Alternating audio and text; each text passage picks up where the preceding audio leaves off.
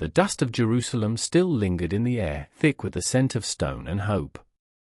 The exiles had returned, the city walls had been rebuilt by calloused hands and determined hearts, and now came the greater task, not of stone, but of soul.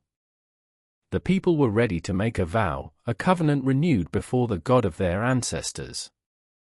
Among the many who stepped forward to seal that sacred promise was a man named Anan.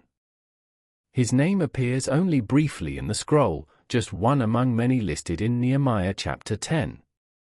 But behind that name stood a life, a heart, and a moment of deep significance. Anan was not a prophet, not a warrior or king. He was a man of the people, likely one of the elders or leaders, chosen not for fame, but for faithfulness. When the call came to renew the covenant, to bind themselves again to the law of Moses, to reject the ways that had led to exile and ruin, Anan answered. The great assembly gathered. Priests, Levites, leaders, and the heads of families stood shoulder to shoulder. The book of the law had been read aloud, hour after hour, as Ezra stood upon his wooden platform. The people wept when they heard it. They saw their failure in its light, but also the mercy of God woven through every command. And so, with trembling hands and resolute hearts, they pledged themselves anew. Anan stepped forward. He held the stylus, or perhaps simply pressed his mark beside his name, on the parchment of covenant. It was more than ink.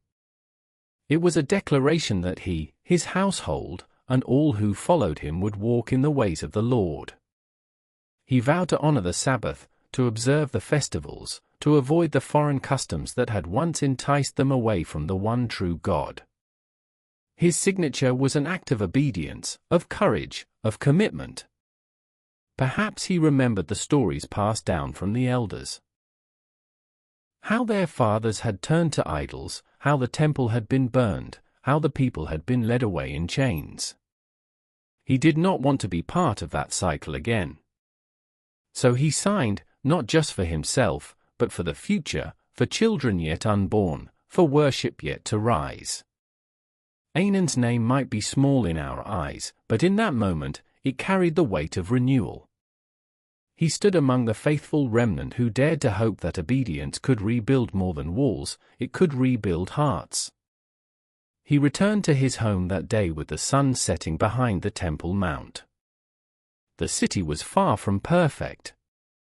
The field still needed planting. Enemies still lurked. But something had shifted.